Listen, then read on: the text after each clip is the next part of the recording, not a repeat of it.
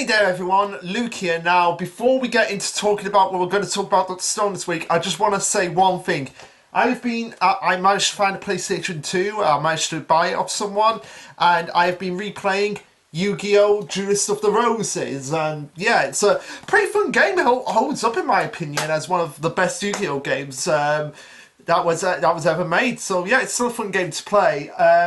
Now, why am I bringing this up? It's because I was playing it right before I was doing this video, and let me tell you, if you play on Seto Kaiba's side in Duelist of the Roses, my Valentine, who's the third person you face, she is hard. Like, you don't expect this coming from my Valentine of all people, but holy shit, it took me 3 attempts before I actually took her down. Oh, that is how crazy that is. Now, David from Control Chaos, if you are watching this and you think about replaying Duelist of the Roses and you go on Seto Kaiba's side, be prepared for torment, because you're like, how on earth are you supposed to beat this one? But thankfully I did it, so now I can actually be here talking about Dr. Stone this week.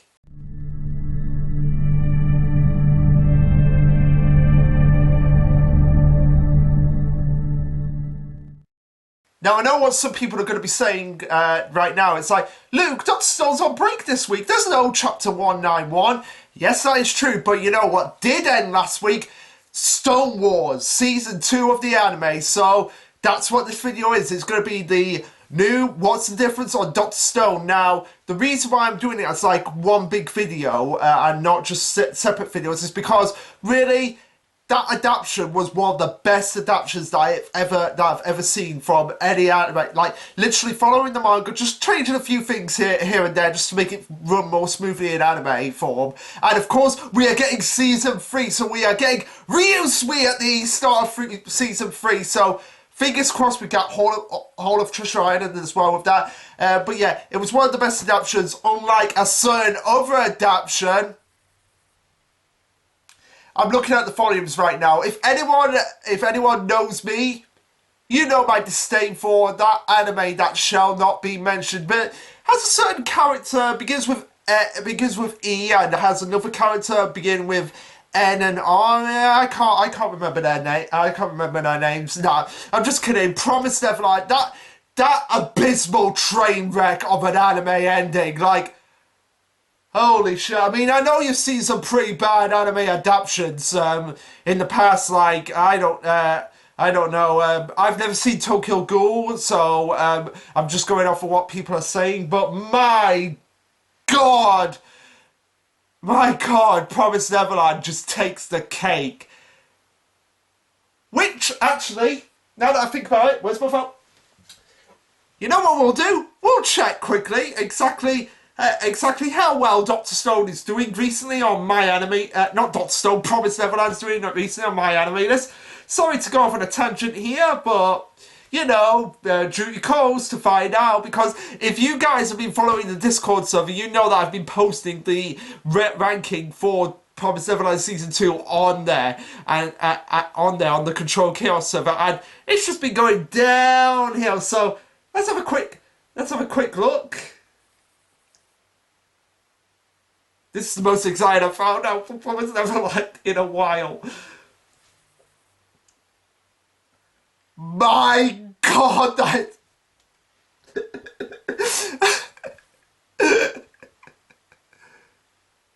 Look at that! 6! This is not me. I'm just... Oh my god. You gotta see that again. 6! Whereas, let's have a look at Dr. Stone Stone Wars, if we will.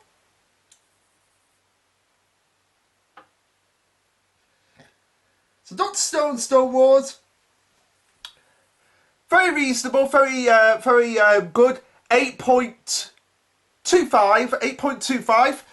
So yeah, there is no contest. There is no contest. What video is getting done right now? Now, what I'm going to do with the Promised Neverland Season 2 is just going to do what it was meant to be. Like, there's no point in doing like what's the difference, because we'll be there forever doing that. So we're just going to do what was meant to be when we get to that. But for now, We're talking about Stone Wars. Okay, so Stone Wars goes from the ending of the ending of volume 7 to the beginning of episode 10. So around three volumes it adapts, which is very good. So get yourself a drink, get yourself some Senku Cola, which you know I have, because we're going to be here for a while. That's good crap. That's good cola. That's good cola. Right, so first thing I want to note is that with episode 1, it's kind of a recappy sort of like anime original episode. Now, this is anime original stuff, not what the Promised Neverland was doing, where it was just basically picking and choosing whatever it wanted. No, this is proper anime original stuff. Now, when I was first watching this, I was kind of a bit skeptical because it was going on quite a while. But after a while, I kind of understood what they were doing. It's like, okay, we've got one chapter in the manga in volume 7 to adapt, so we might as well just make an anime original first half, and then adapt the rest of the chapter 61 that's at the end of volume 7 for episode 1, just to kind of get us out of that volume and move on to volumes 8 and 9, which were going to be the main adapted ones. So anyway, the first 15 minutes are anime original, but it actually has some relevance because it includes Space Ramen, which is kind of foreshadowing for what's going to come later. If you know what I mean, those anime originals, like pointing upwards. So yeah, we get anime original with Space Ramen, which makes sense because they're preparing for a winter war, so they're gonna need food that can be preserved a lot over time. So it makes sense why this was added in, and it's actually standard here. Like, you get a recap of the events of the first series or the events of the first few manga volumes, and there's one of the most adorable scenes with Kawako just holding Suika like this. Yeah, just holding Suika like this. And it still has the Dr. Stone humour. So after a while, and it's only in this episode where it's this length in terms of the anime original stuff. So I'm kind of happy with that. Like, it was only this one episode, get it out of the way, and we can focus on adapting the rest of the manga. And there is a nice flashback with Senku and Byakuya over the Space Ramen, and like I said, it makes sense why they did it for this one episode. And there's a nice scene between Rui and Senku going over the philosophy about dying and how there's no bloodshed. And then it nicely transitions back into when they were playing the song, the "One Small Step for Hero to Start Again." That's that song, which I absolutely adore. That song, I've listened to it several times. I'm gonna listen to it a few hundred times more. So it nicely transitions back into it. Now, a lot of lines are changed, but they're not changed in like a certain significant way. I just put down Gen's line changed from stellar work to heya, and there's a lot of lines like that have been changed, but like I said, they're not really like earth shocking, like, oh my god, I can't believe they changed that line, like, this is absolutely pathetic why they changed that line. But let me get volume 7 because I have the volumes right here. So let's have. And like I said, I did put down a lot of that, but I'm just going to say it right now. There's a lot of lines changed, and we're probably not going to go through all of them. We're only going to go through the ones that have significance. Because if we did, I'd just be repeating the same thing over and over and over again, and you don't want that. So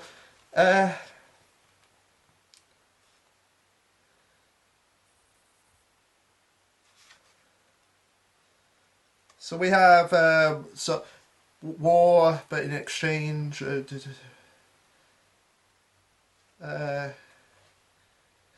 the stellar work. There we go. It had Gen going heya. So let me see if I can find that. There was a particular line that was changed. If I can actually find it. Senku, I'm meeting. Hi, I'm William.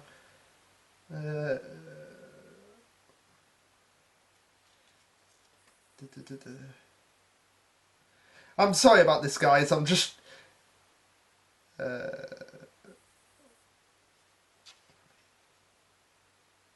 Yeah, it was here.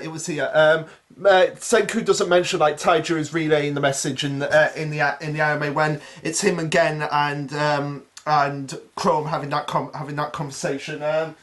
But and there was no electrical part.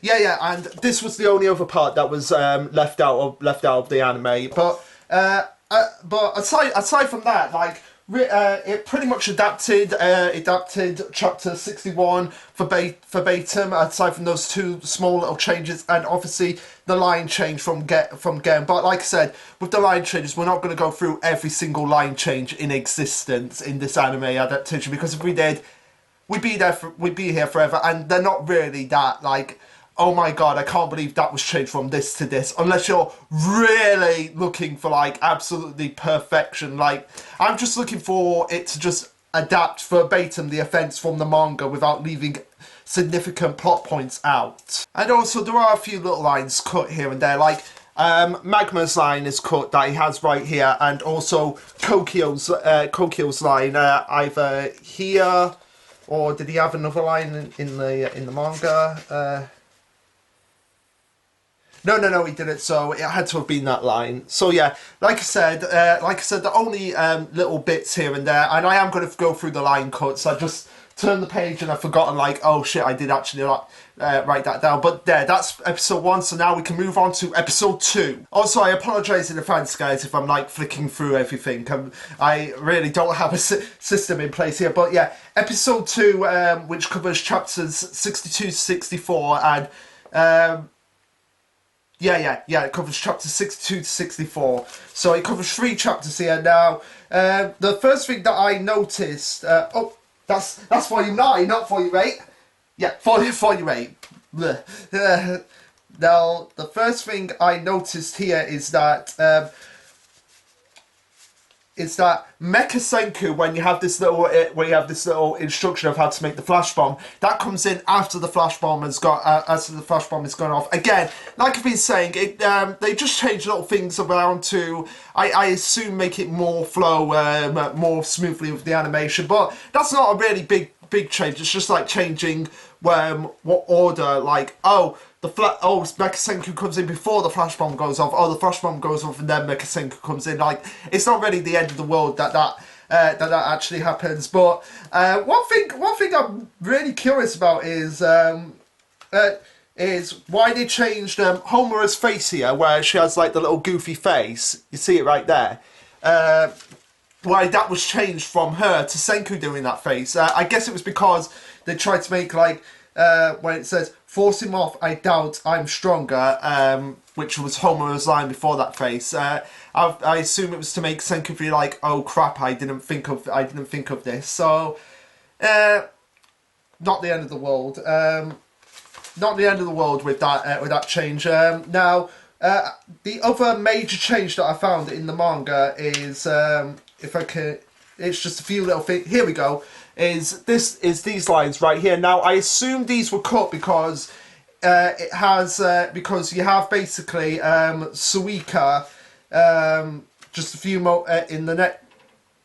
We have the same lines basically being repeated in the next chapter, so it literally being repeated a minute later. So I assume that's the only reason why they cut that line, to like stop repetitiveness in between chapters.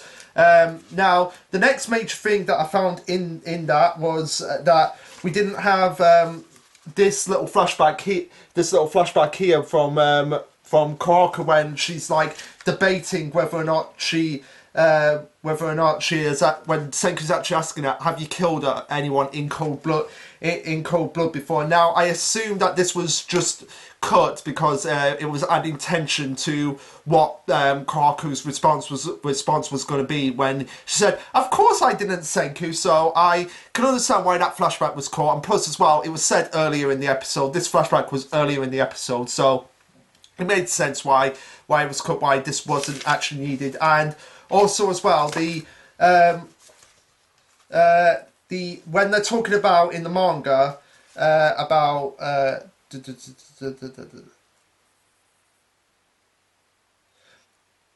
Yeah, when they're talking about in the manga, when Senku's mentioning the greatest weapon of modern times is information warfare, or the ultimate weapon, that is replaced with a montage of basically Chrome. It's basically played over a montage of the events that are going on until Chrome, Gen, and Magma go make it to the Tsukasa Empire, and also Magma's line about he doesn't owe these people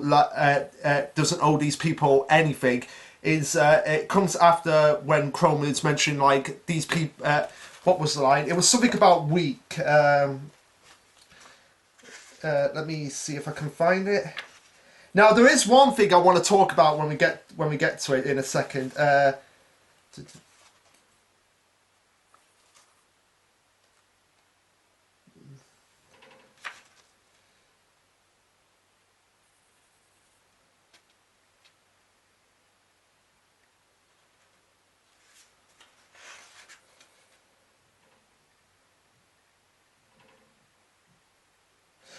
Yeah. So Chrome says, "Hang on, doesn't that make you weak?" And then Magma says, "I don't owe these people anything." Now, Magma saying that line comes after Chrome says that, not before. So again, just changing a few little things around, I guess, to kind of make it flow more better as a conversation, and also as well. I do love the effect that they use for Yukio's hearing. Like it's kind of like a vroom, vroom kind of style effect, which was something that obviously you can't hear in the manga because it's only black and white pages. But interesting effect that they did on him, and of course. Ukyo in the Japanese is voiced by Yuya, the main character from Yu-Gi-Oh! Arc V. So yeah, we've got a character from Yu-Gi-Oh! in Doctor Stone. So it gets a thumbs up. It gets a thumbs up from me. And also as well, the only other major change in episode 2 is when they're actually talking about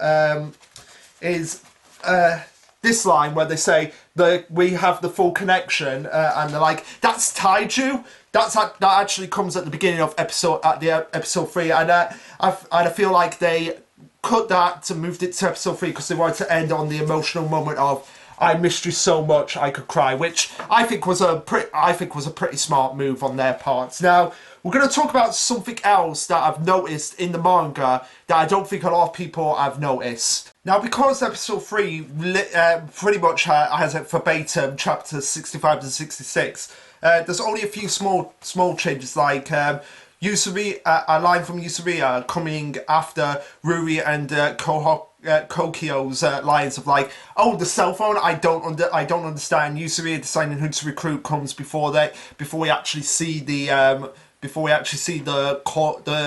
Tesla coil that's being used in the phone itself. So aside from those little changes, and obviously more of Nikki's flashback and how she was a martial artist, which was information included in her character sheet in the manga, and the consistency. Aside from them, they're like the major changes that I saw, and also a small opening scene at Tsukasa's camp, and more details about Taiju digging up the phone. Aside from those little changes, and also as well, gotta say, props to the actors for actually attempting to speak in English. Just a little bit when talking about the translations, which I'm curious how they're gonna handle that when they actually get to America.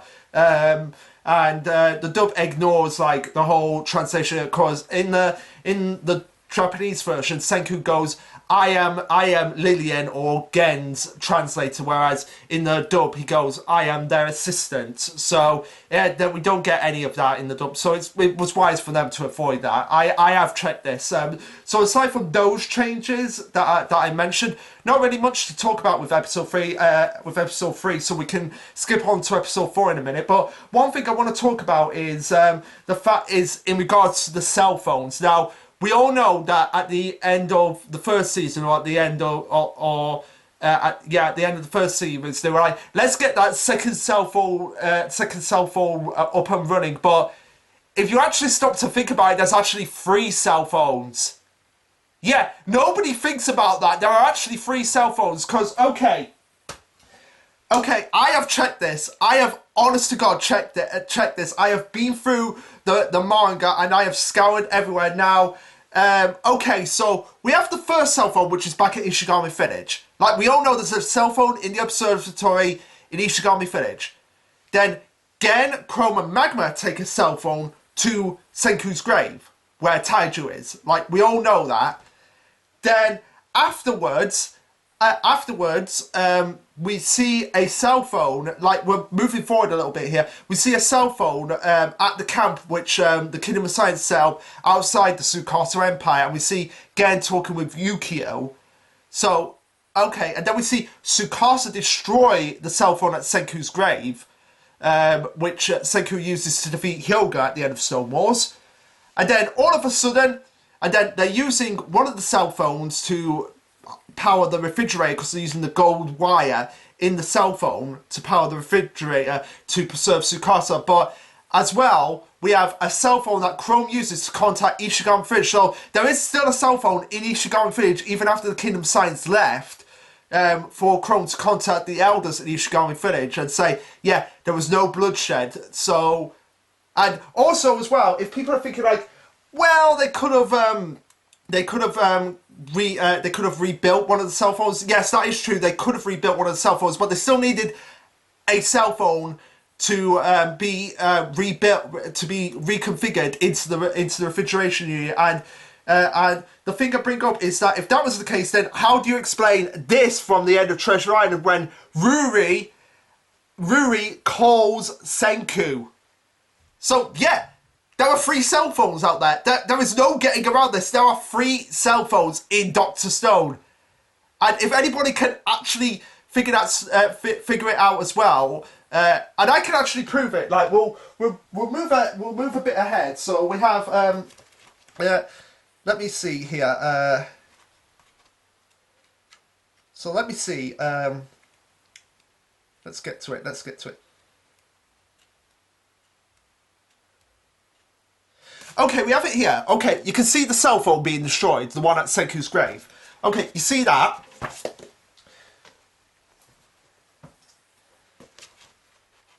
And then let's go into... And then you see them using the cell phone to defeat Hyoga.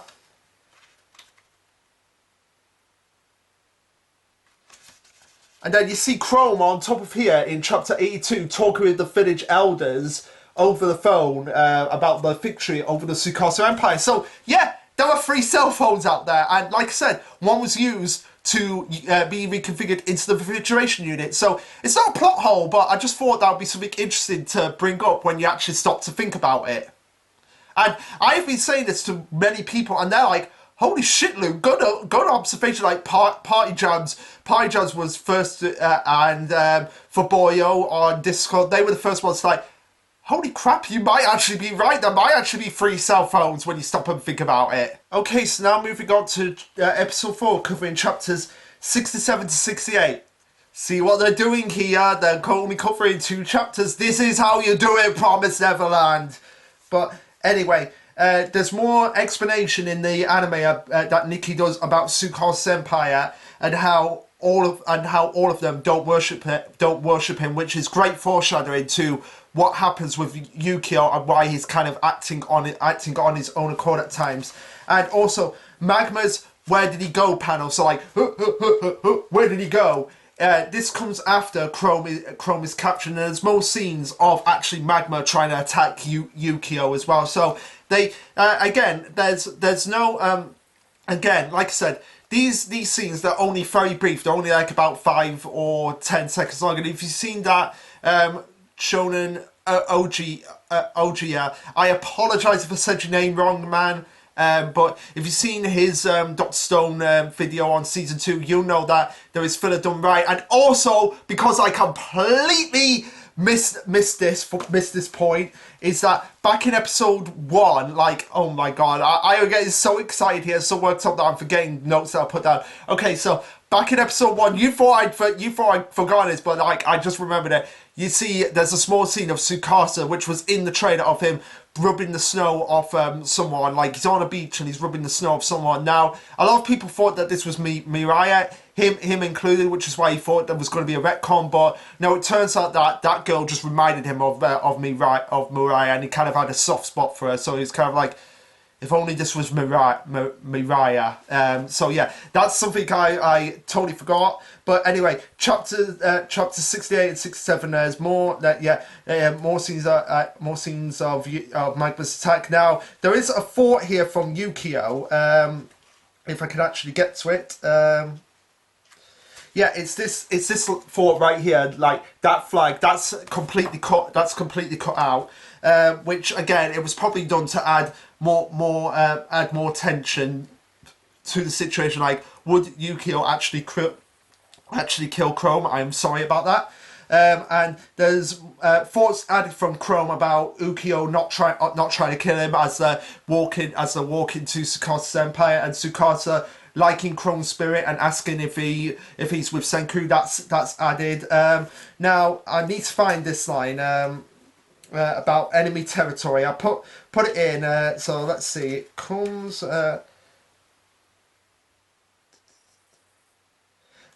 Jasper turquoise. Yeah.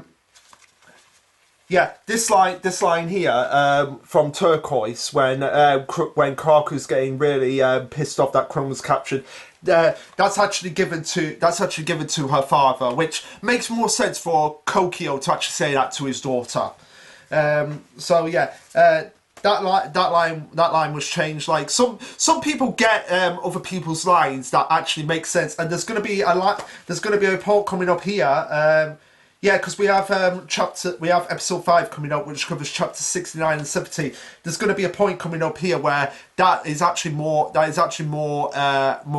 making sense in that regard. So we're moving on to episode 5. You see how we're just speeding through this like quickly. You see why I'm encouraging people to go and watch the anime, and then if you really want to, go and read the manga. But the anime has got my top-notch recommendation.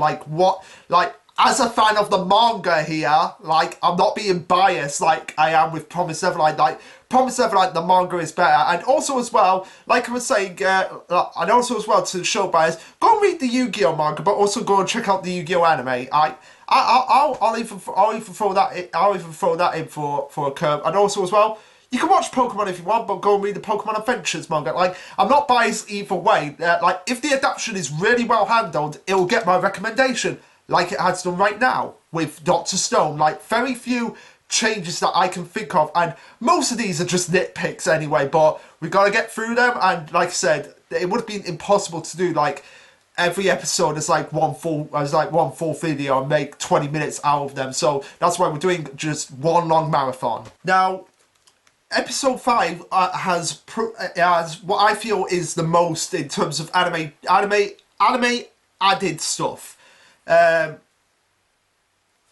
is this? Yeah, this is episode 5.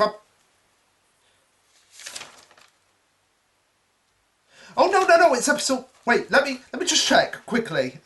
Sorry about this, guys.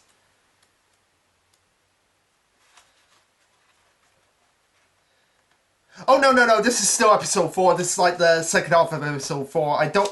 Oh, yeah, because... My bad. I apologise for that, guys. So yeah, this is still episode 4. So I apologise for what I said earlier, but yeah. Now the second half of episode 4 has the most anime original stuff in my opinion.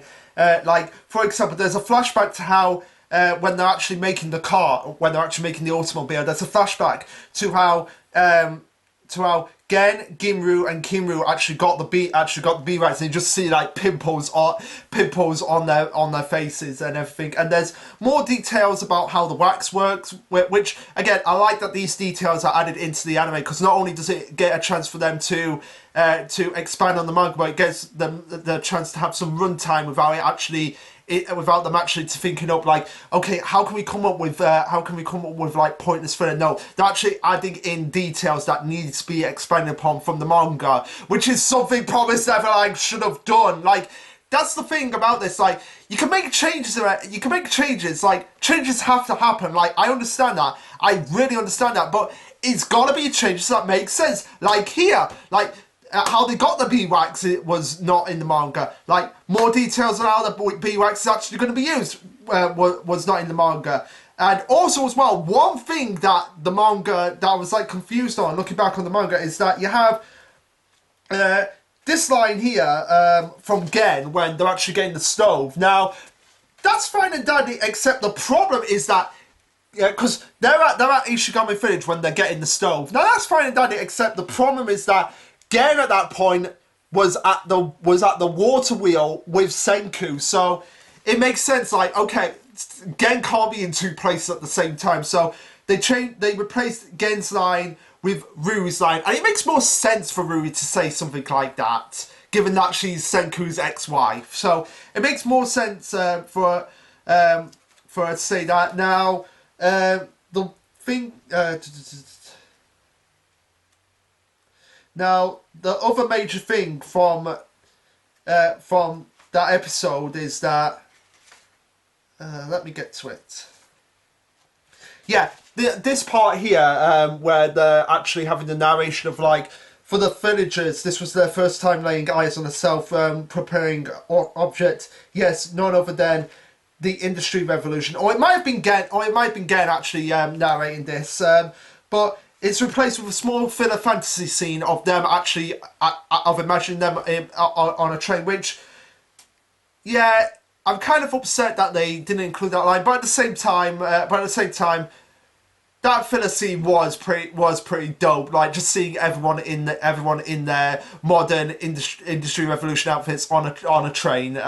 So yeah, when I'm a little bit upset that it was caught, I can't fault them because they actually replaced it with something which was pretty damn cool, and honestly something that I could actually see Boichi and Inagaki actually included in the manga, which is what got my comment of the week on Shonen OG's video. Go and subscribe to him. He needs all the support you get. Vastly underrated YouTuber in my opinion. So now we're moving on to episode 5. Now the thing here that was really confusing is that you see, in the group shot here for when we actually have the Senku 1 and it's like a steam train. Yeah, in the anime you actually see, because this was at the beginning of episode 5, not at the end of episode 4. Well, it was at the end of episode 4, but it's at the beginning of episode 5 as well. It's like a recap. You see Magma there as well. Now that's really confusing considering that Magma is actually meant to be in front of it. So that was really confusing on my part. I don't understand why they include Magma in the group shot if they're actually going to have him be in front of the train as well. And there's a lot more dialogue about Magma versus the steamroller before the steamroller actually hits him. So again, it will probably add to our tension to the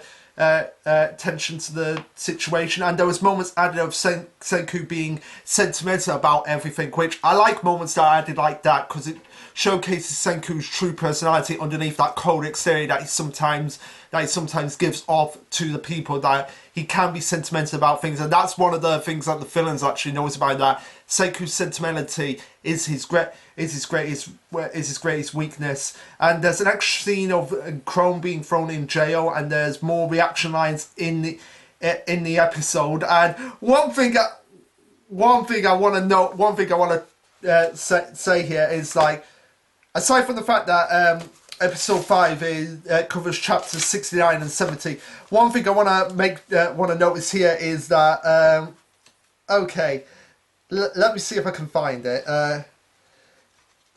God damn it.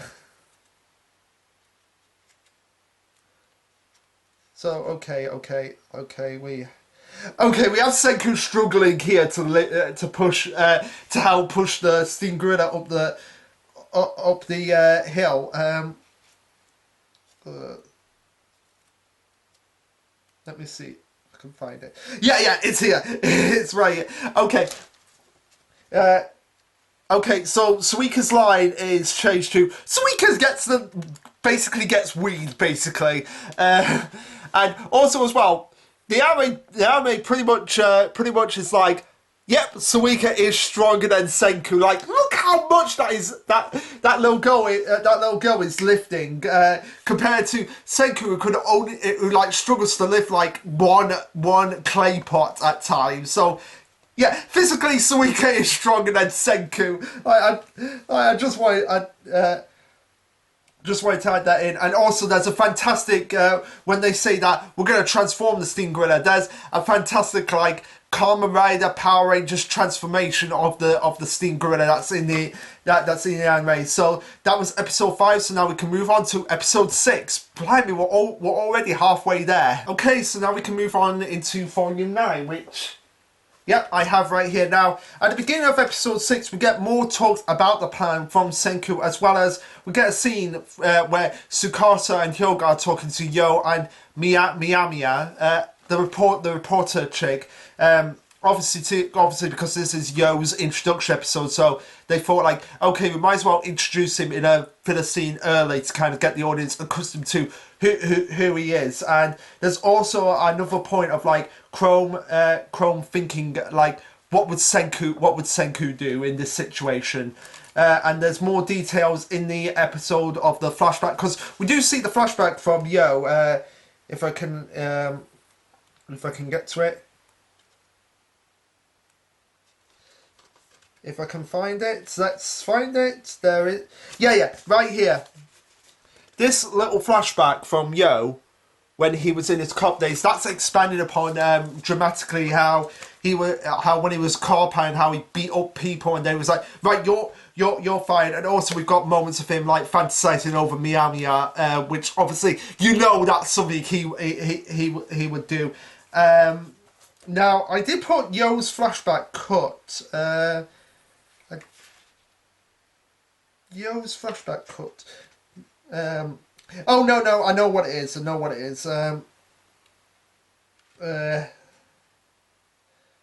Now, one thing that was actually cut was this part right here with Suika and Senku.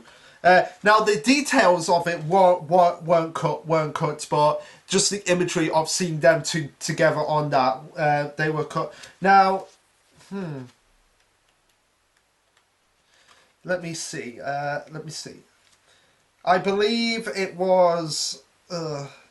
Yeah, it was this flashback here. That one was cut from the actual episode, which again, I feel like because that events were earlier on in the episode, they felt it was probably redundant for them to actually include that.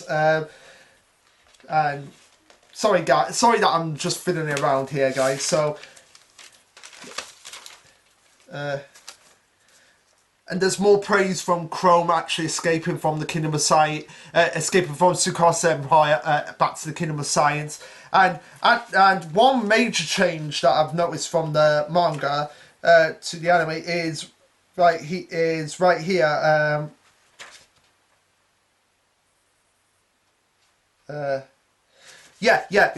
when we have Senku. If I can get. Yeah, when we have Senku asking, what's with the blood? Where in the anime, it's actually Ruri that actually asks Chrome that, which makes more sense for that, because obviously Ruri and Chrome, they're meant to be together. So yeah, they were the only major changes that I noticed in episode 6. So yeah, only took me 3 minutes to get through that. So now we can move on to episode 7. Okay, so episode 7 covers chapters 73 to 74, and there are a few extra lines from Kaku and Kinru that I added in the episode, again, just to kind of fill in the void that if it was adapted for verbatim, there would still be some time left over. And Kinru says Kaku's final battlefield line, and she says, meaning if we can take control of the cave, Tsukasa Empire can't create more fighters. She says half the line and Suika says the other half of the line, but she gets the full line, which makes sense for her to actually get the line because she's going to be on the battlefield, whereas Suika is not going to be on the battlefield. Now, I did put down, Senku mentions Taiju and Yusumiya working to recreate. No, I thought this was actually cut. No, this is added. So Senku mentions that Taiju and Yusumiya working to recreate, and there's a little cut to them, and there's a nice added flashback of Gen actually being taught by Nikki, like, no, this is how you properly imitate Lillian. And also there's a flashback to Yukio after Gen is warning everyone about him, and there's several shots of the Steam Gorilla being upgraded that will come before Gen versus Yukio. Like, if I can actually find it. Let me find it. I'm going to find it. Yeah, it's right here. So you have that little flip. You have that little scene with Suika and Shovel working to upgrade the tank that comes before, and also this little part here about the report of Chrome's escape. That comes a little bit earlier as well. Now, one thing that's actually cut in the anime is this line here from Taiju, like all this English they're talking is gibberish to me, which I honestly don't know why they didn't include that. Maybe it was because at this point they're actually speaking in Japanese at this point, rather than fully speaking having an English conversation, which probably would have been hard for the actors to do. So maybe that's why they didn't include it. Now, the other major change in episode 7 that I've got down here is we get more of Ukio's flashback to when he was revived, how he's kind of the pacifist, and we get a flashback to his former life, how he is kind of more of the peacekeeper of the group, rather than actually being a stone cold fighter. So yeah, that's pretty much episode 7. Moving on to episode 8, so we're nearly there, guys. So now moving on to episode 8, covering chapters 75 to 76. Now, the major change here, I'll get to that point in the manga. So we have Taiju, yeah, we have the battle starting, yeah. So here we go, 75 to 76. We get a flashback at the beginning of the episode that shows how Senku wound up, like this was when he was petrified, how he wound up at the Miracle Cave and how the acid actually got out of the cave and dripped on him to make him to wake up. So it was nice that they added that in, because I always thought that was kind of something that was completely lifted out of the manga. It's like, how on earth did Senku even get there, and how did he revive if he wasn't in the Miracle Cave? This actually explains it now. So it was nice that they actually added that little scene in. And again, like I say, the anime original scenes, they're only, like I'd say, aside from episode 1, like about 2 minutes max. That's literally all I'll say. And there's obviously more discussions about the nitro acid and the battle plan, and we see where Suika, Yusuriya and Ruria joined the battle, which is they're back at the camp. So it was nice that they included that little bit in to showcase, like, okay, where did they actually go? And I'm glad that they actually just showed one shot of them back at the camp, so like, this is where they are, so you don't have to worry about them. Now, one thing I love that they did in the anime is how they handled the countdown. I just love that, because it had like it was just, we had a few moments, and then you cut to the countdown, counting down like 20, 16, 14. So I love the way the countdown was done in this episode where they're doing the battle, and we'll get more explanation of how the bullets actually work in the tank that they have. And Chrome after the tank is fallen over. Let's see here. Yeah, we have it here, where it's just Senku and Gen, whereas in the anime you have Chrome in that shot, and there's more. We get Senku talking about how the sonic bomb actually works as well, which was probably in the manga, and it was probably not an anime original. Which, let me just see here. Was it? No, it wasn't. I'm looking at it right now. So no, we get more explanation of how the sonic bomb actually works from Senku, and there's more surrendering shown, and there's a flashback to when Senku split from Taiju and Yusuriya, and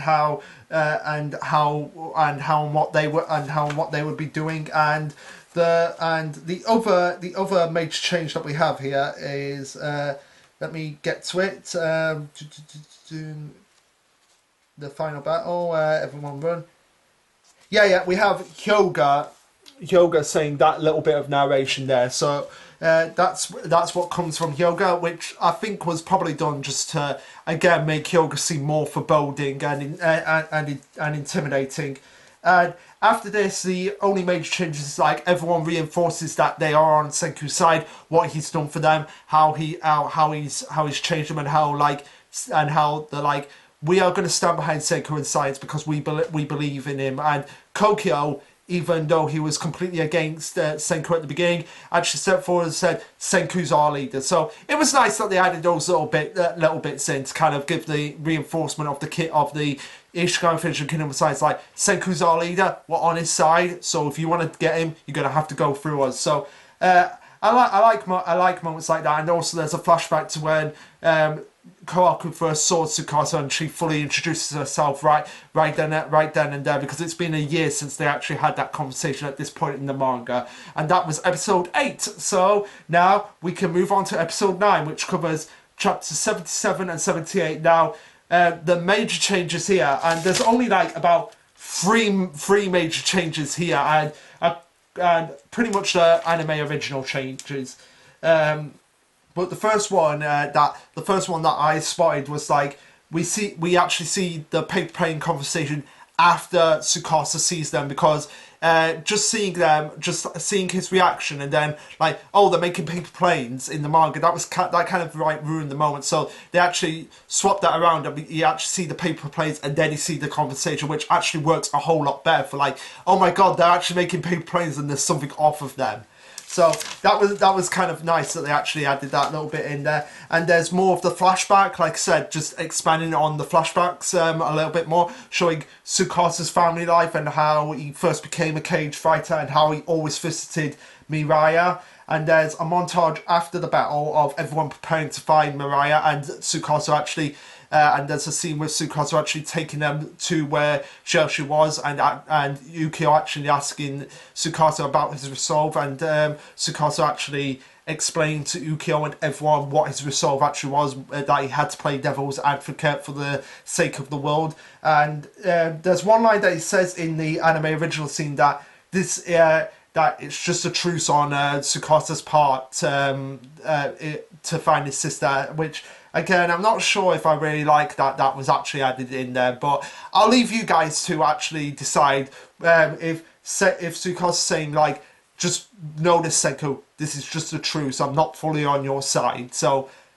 I'll leave that up to you guys. Personally, I really could have done without it.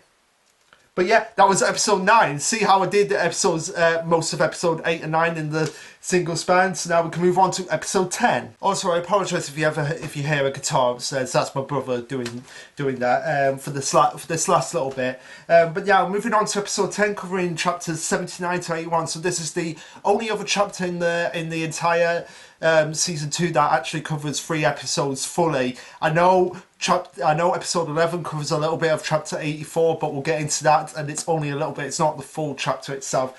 But anyway, there's a comedy scene actually added in here, and it's actually a callback to the first series where Senku, when Taija goes, "Mariah's naked, Senku," and pokes him in the eyes, which was something he actually did with Yusuriya back in season 1. So I like that, and I like how Yusuriya kind of like makeshift Mariah's clothing, and it was like, wow, that was quick. So it was nice that was added in, because that was something that, wait a minute, where did those clothes come from? If you actually read the manga, Mariah already has clothes on, so it was nice that they actually added that in. And also we have the added scene of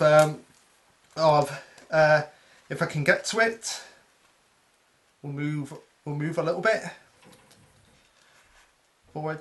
Yeah, you see Mariah's statue, and then immediately at the beginning of the next episode, she's already in clothes. So it was kind of nice that they actually added that. Yeah, I actually added that in. So let's see here.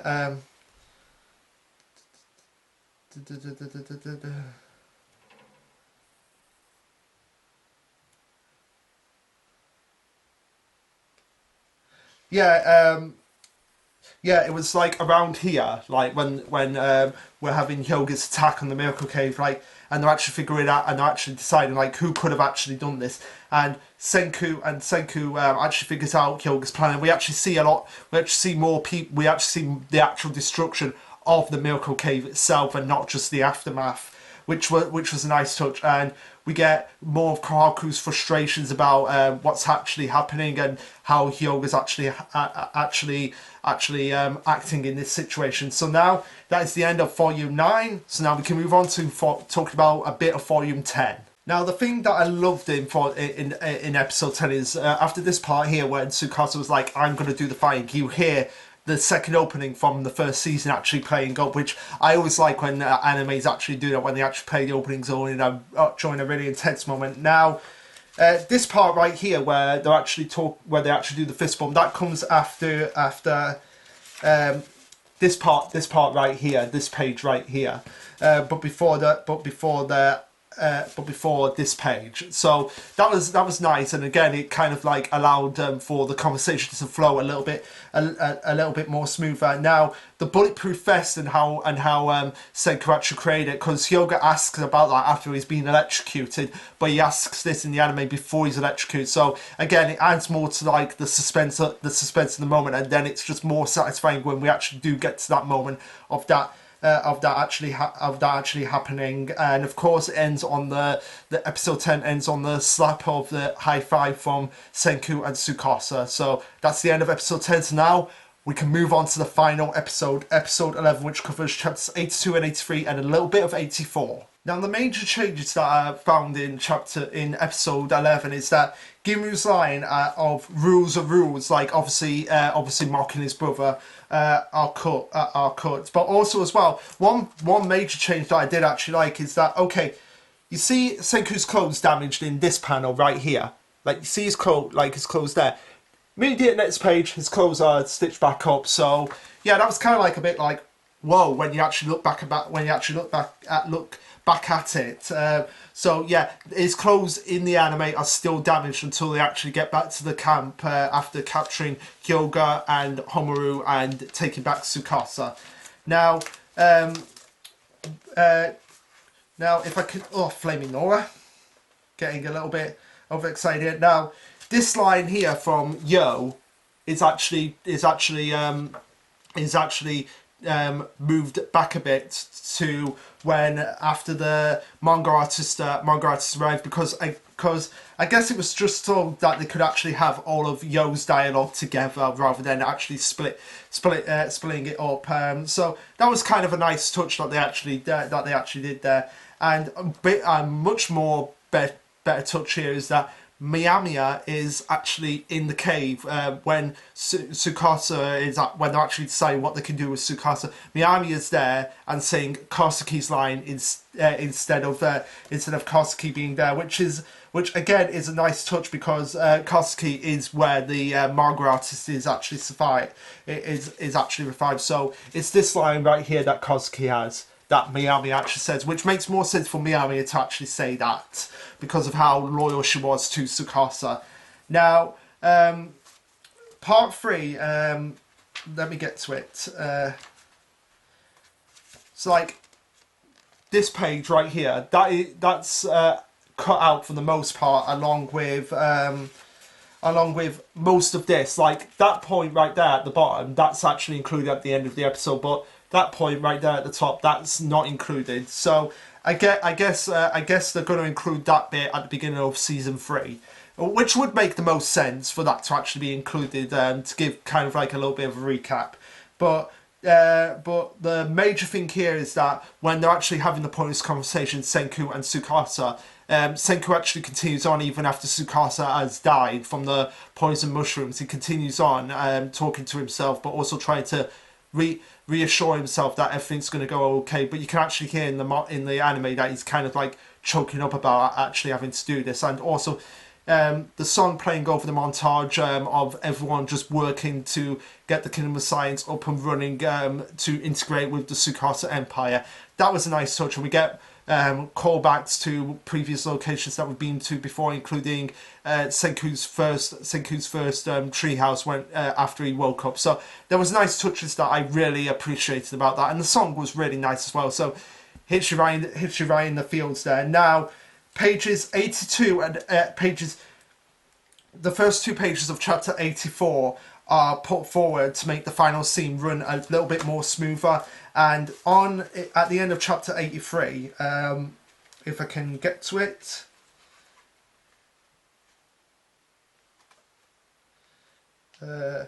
yeah, this page right here, which is where the anime essentially ends.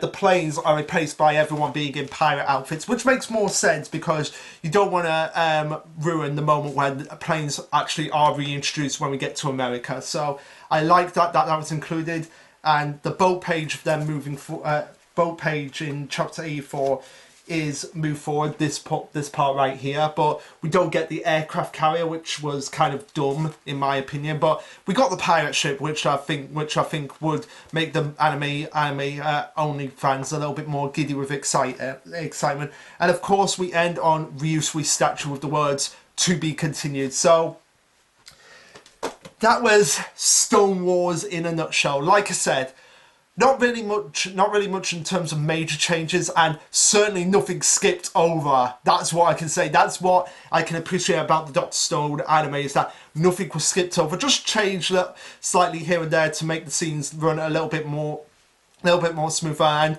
lines being cut that makes sense, and lines being changed that makes sense, and people getting other people's lines that actually do make more sense for them to actually get that line. So yeah, all in all, very solid adaptation. Really enjoyed it. Highly recommend it.